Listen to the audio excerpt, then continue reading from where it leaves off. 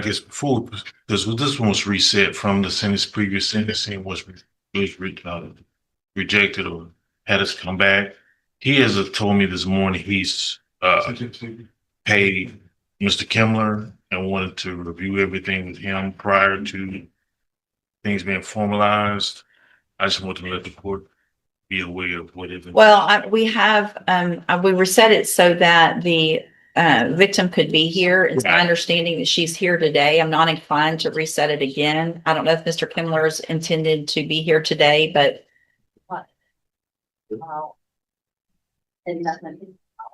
he hasn't filed anything with the court. Is this a consultation for Thursday? Because No, we're going forward today. We're going to go forward. So obviously your case has been pending for some time. Mr. Lewis worked out a probation deal for you. I just want, before we go forward with that, I wanted to reset the case so that I could hear from Ms. Munoz with regard to some of those allegations about contact. So this is 25 DCCR 1836. We were previously here. Mr. Segrist entered a plea of guilty to the second-degree felony offense of burglary of a habitation. The agreement was for 10 years in prison that was to be probated for 5 years with a $500 fine, conditions that would go along with that. And we've already been here on sentencing once. You guys both have had an opportunity to review the pre-sentence report. Any other additions, corrections to that report? Not from the state, not from the defense judge. Now, other than the issue with regard to some of that contact allegations, is there any reason not to go forward? Anything else? Noted. All right. So if you'll get Ms. Munoz, you can question her. Stand right over here. There you go. Right up No, right here. Just, you can just come right just here. stay right here. Good morning. Would you please raise your right hand? Do you swear or affirm the testimony you're going to give in this hearing will be the truth, the whole truth, and nothing but the truth? Yes. Thank you, ma'am. You can put your hand down. Mr. Smith? Okay, would you state your name for the record and spell your name for the court? Perla Gisela Munoz, Perla Gisela Munoz, Munoz. And you were the victim of the burglary of the habitation that we're here in court for today. Correct. Would you describe to the court the relationship that you had with the defendant? It's my children's mother, ex-boyfriend. How long were y'all together? 15 years, maybe 14, 15 years. How long before this did y'all break up? It's always on and off. It's never really just an on and off thing. As far as intimate relationship, Correct. do you plan on staying with this defendant? No. When's the last time you were with this defendant? The last time I seen him, communicated with him. Sir, don't talk. It was on his birthday on December 13th, 2025 was the last time I hung out with him. And you came to our office and you spoke to me and Ms. Kidry before this case played. Is that correct? I don't recall. You remember coming into the office? I remember meeting? coming in, but I don't know if it was before or after. I remember I spoke with y'all. Okay. And then you remember being contacted by the probation department when they were preparing Yes. the report for this case? Yes. And since the time that he pled and got out of custody, has there been any issue with the defendant? I've had some vandalism going on at my apartment, my vehicle. My apartment got spray painted, and where I used to work at up the road, it got spray painted as well with my name. Okay. So a place that you used to work when he last had contact with you, correct? Yes. So the place that you used to work, the apartment that you live in, and your vehicle, Has been vandalized since. would you describe that vandalism for the court? So I have like 2 X's on my apartment right next to my door. I had 2 X's on my vehicle. And at the car wash, there was my name spray painted with 2 X's, and it also said TikTok with a rose or a flower right next to it. And all that was after you came to the district attorney's office and spoke Yeah, to it was me and Skidder. after. Yes. So those marks, were they virtually identical in all three of those places with the addition of the flower and the TikTok in your name at the place of employment? Yes. Your former place? Yes, they all had the same like two X's symbols on them. Did you go to that place of employment after those marks were put? Yes, I went up there because well, one of my coworkers had my phone number and sent me a picture of it. And it was the same spray paint that was spray painted on my vehicle and my car. I Same mean, my color, vehicle and my apartment. same color. Same gold color.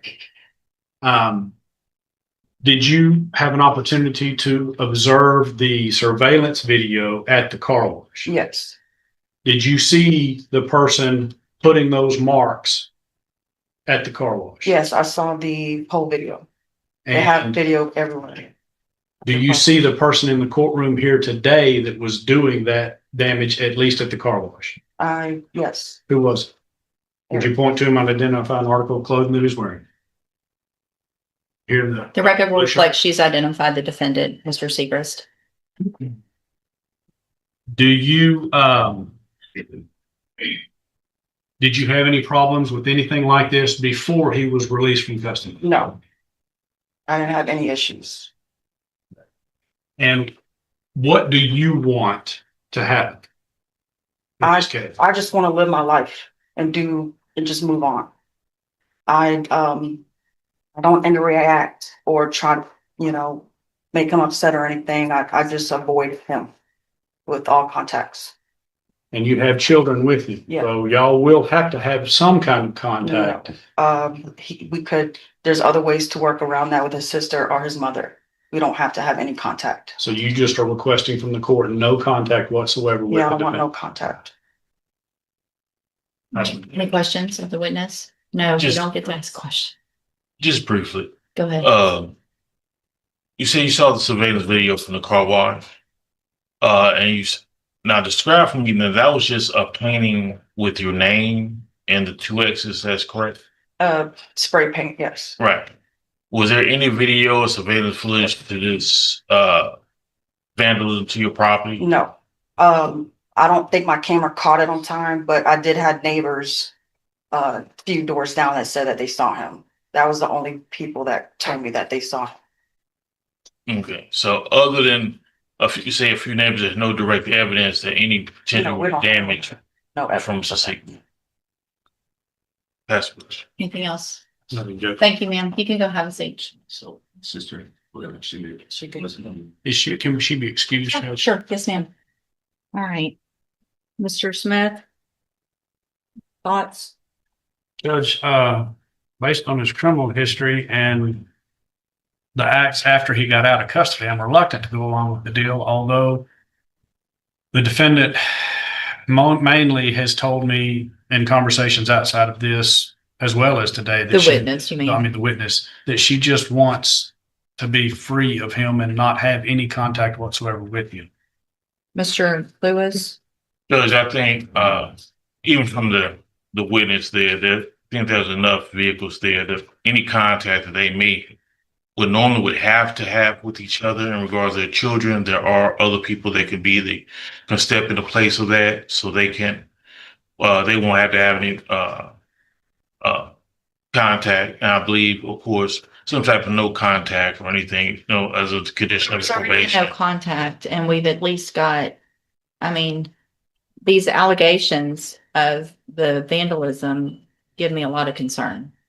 Mm. So,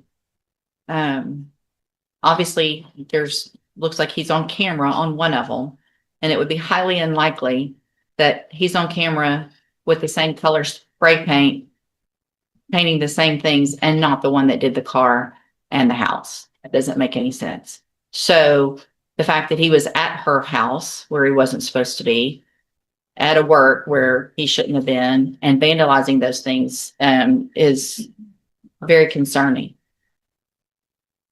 And not something that I think is indicative of somebody who wants to have a relationship with his 3 children, because he can't follow the rules while he's waiting on court on a 2nd-degree felony where you go to prison for 2 to 20 years. Does that make sense? Yes, ma'am. So all this what good does vandalizing and putting her name out there, what good do you think that's gonna do? I mean, I've never vandalized any of the stuff. Anything that I've ever done for her was to help her. When So you're saying that it's not you on camera? I looked at the video, she sent the video to my sister. The guy that had the spray paint was spray painting with his right hand. And I saw the video and So some random guy out there is Like- doing all this and not you? there was another guy. All right, here's what I'm gonna There's do. another guy that went by her apartment. Stop. Here's what I'm gonna do. Mr. Segrist, I'm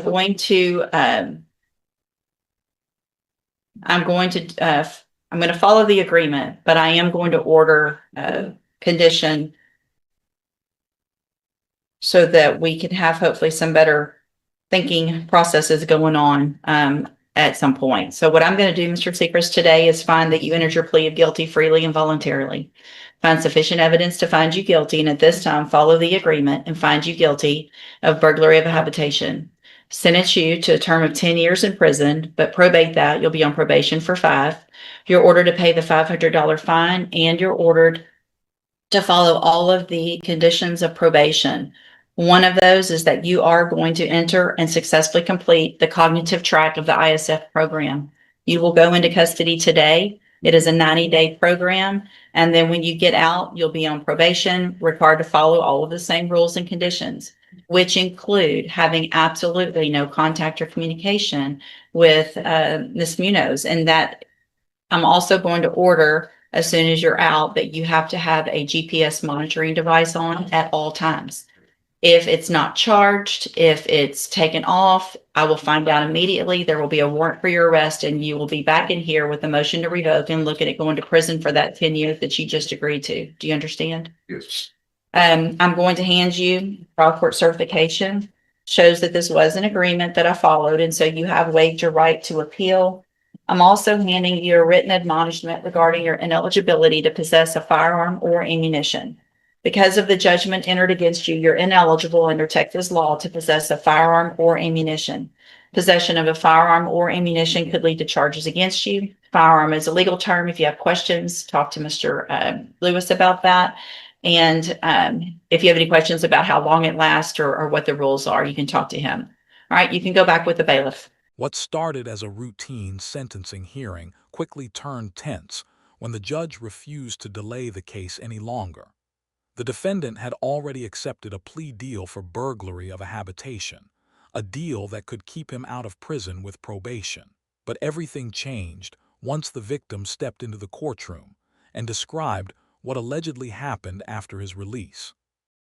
She testified that her apartment, vehicle, and former workplace were vandalized with matching gold spray paint, strange symbols, and her name written across the property. The most damaging moment came when she told the court surveillance footage from the car wash appeared to show the defendant carrying out the vandalism himself. Her message to the judge was simple and emotional. She wanted no contact, no more fear, and no more chaos in her life. The defense tried to argue there was no direct evidence tying him to every act, but the judge focused on the clear pattern of behavior. When the defendant denied responsibility and blamed someone else, the court appeared completely unconvinced. In that moment, it became clear the judge viewed the behavior not as random vandalism, but as intimidation after the criminal case had already begun.